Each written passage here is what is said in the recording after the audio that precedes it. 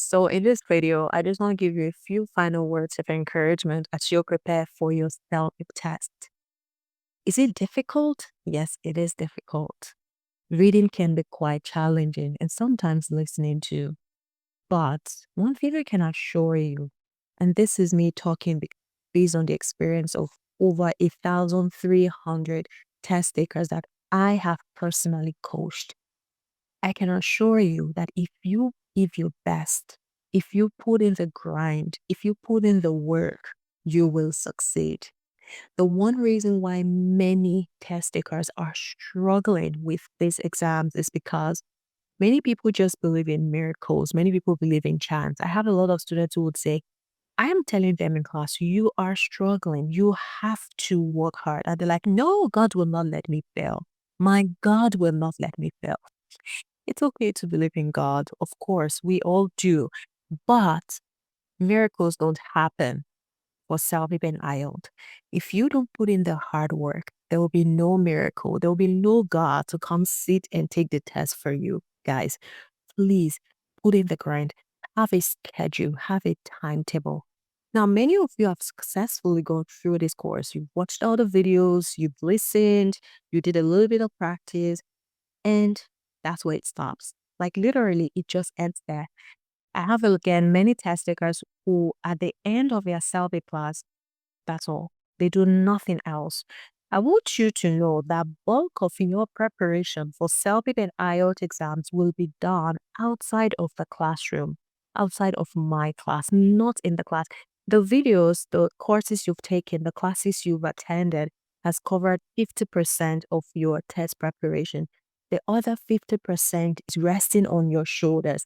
And if you don't do your part, you've just wasted your money, wasted your time, giving yourself so much anxiety, delayed your PR process or your study process just because you are hoping for chance. Now, if you have troubles understanding what you have read, you're having troubles understanding maybe you read a passage and you find it hard to really process it. Like, I don't know what this passage is talking about. Or you read a sentence and you have to read that sentence up to 5 times for you to be able to understand what the sentence is about. It means your English language proficiency level is very low, very, very limited.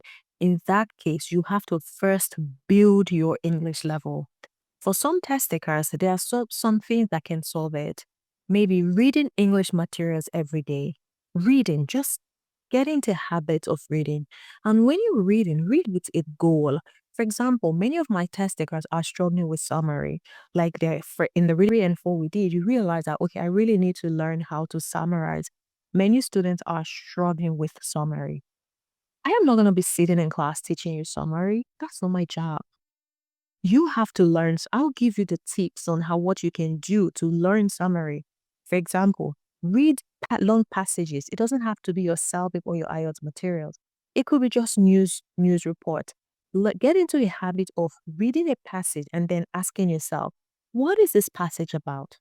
For you to know if your summary is perfect is if you can answer 3 questions. What is the main idea in this article? What is the supporting detail?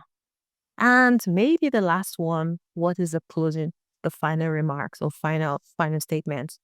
But those first 2 are very important. What is the main idea and what is the supporting details?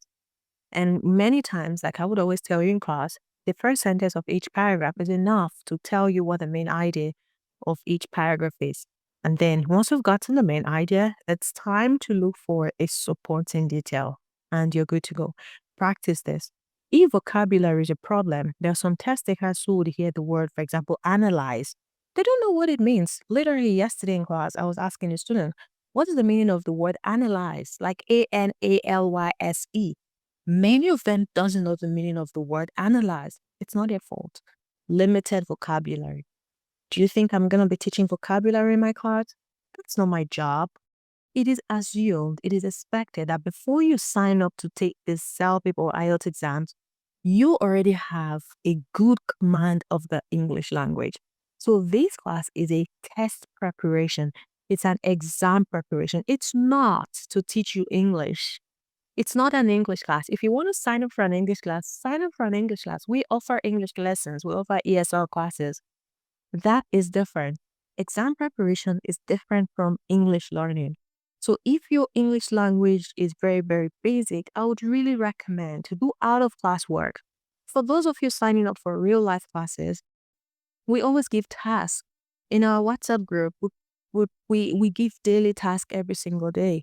Those tasks are to build your vocabulary, they are to build your grammar, your summary skill, your skimming skill, your paraphrasing skill. That is my own little way of giving back to you. I am not mandated to do it, but we do it every time just to help you, give you suggestions of what you can do outside of class. Please put in the grind. Have a timetable, have a schedule. You need a schedule, send us a message. We're going to give you a schedule. We also have a daily planner. We have actually 2 books that were designed to help you do the out of class work that we wouldn't teach you in class. The first is the vocabulary journal, and the second is my daily planner. My daily planner gives you a guide. It directs you on what to do every single day for 30 days as you prepare for your test. Actually, it's for 60 days, but usually we recommend test takers taking the test within 30 days. So you can use it for 30 days. It tells you what to do every day. It covers every single part of the exams, from reading to writing to listening and to speaking. Use it. Many test takers buy it, but they just buy it and, oh, it's beautiful. Yes, give me my flowers. It's actually beautiful. I love it. Okay. They buy it and they just shove it away in the shelf. That is it. Just admiring it.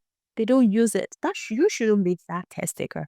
Use it to build your vocabulary and to plan your as you prepare for your exams. Now, there's some of you who have learned strategies in class, and as soon as the class is over, you're doing what you want. You're doing everything that you have been told not to do in class. Like the direct opposite. Sometimes I wonder why. A test taker was in her mark the other day and she wasn't taking notes of reading part 3. Actually, she got just one answer correct. And when the tutor who was doing the mark with her asked her what happened, she said, "Hmm, I did not take notes." Why? This is happening like 2 days after her class. After a class where I have spent an hour, 30 minutes teaching them how to take notes for reading part 3. And she's sitting for a mock 2 days later doing the exact opposite of what I taught in class. Why are you taking the classes? Have you asked yourself, if you want to do what you like, then why are you taking the classes? These strategies are proven strategies that has worked for, again, over 1,300 students. It has worked for them. It will work for you if you put in the grind. Now, some of you would say, I've tried it, it didn't work for me. How many times did you try it? One time? It wouldn't work. If you're struggling with summer, if you're struggling to understand what you read, do you think just trying the strategy in class once or twice, you would automatically be good at it? No. It's something you've not done before. It's something you don't know. You have to practice it. It's just like if you're learning how to drive. After one day, you come back from your driving school and you tell maybe your family members, it's so hard. I practiced it. I don't know how to do it. I cannot do it. Guys, you have to practice. You have to remember. You have to keep doing what your instructor has taught you. Or you're studying for medical school or you're studying for nursing. You just come back from school one day, you did one kind of experiment. I remember one time when we were learning CPR and something I can remember. Just imagine you were taught CPR one day and you expect that, okay, just one day, you'll be perfect, you'll be good at it. No, you have to practice it, you have to learn it. Why is CELPIP any different? CELPIP is not different. Or you're learning makeup, how to apply makeup. You went to your makeup training one day and when you get back, you tell your instructor, I tried it today. It's so hard, so I'm not going to do it again. Guys, it doesn't work like that, does it? It doesn't. You have to practice it. So don't complain. Stop. Let's stop complaining. Let's stop that thing. It's not working for me. How would you know it's not working for you if you don't try it? So please, at the end of every class, whether you're taking a live class or you're watching the video courses, at the end of every single class, practice the strategies you were taught. Not once and not twice. Do it until you master it. If you don't master it, you will abandon it, you will leave it, you will ignore it, and keep practicing your old bad habits, which, trust me, it's not going to help you. By the time you come back from the test, your result is the same. So I am really hopeful that you will put in the grind. My goal is to see you all go and don't come back. Like just go, take your test and you pass and you just send a message, Jenny. Okay, we're gonna do our dance. You know the dance, right? Okay. We're gonna do our happy dance for you. That's all we want. But for some of you, it is inevitable. You might have to take selfie another time, maybe a second, a third, or even a fourth time. It is sad, but many people don't listen to me. Many students don't listen to me. What I encourage is when you take a test the first time and you don't get your result, don't already register a second time. Try to figure out what the problem is and try to solve the problem. Once you've solved it, then you're good to go. For some of you, even if after taking the classes, you've done everything, your score is not going above CLB 5, I'm sorry to say, but maybe that's your English language level. I'm sure you guys know what CLB means. Those CLB 2, 3, 4, 5, 6, 7, it's just a way of measuring your English language proficiency. So if your current English language proficiency is a 5, it is unfair to yourself. You're being hard on yourself. You're being unfair to yourself, expecting you to boost to a 9 with CELPIP class when it's not an English class. You are not taking an English class. You're taking a CELPIP preparation class, an IELTS preparation class, and you expect that you boost automatically from 5 to 9 by just taking a CELPIP preparation class. That is unfair to yourself and that is unrealistic.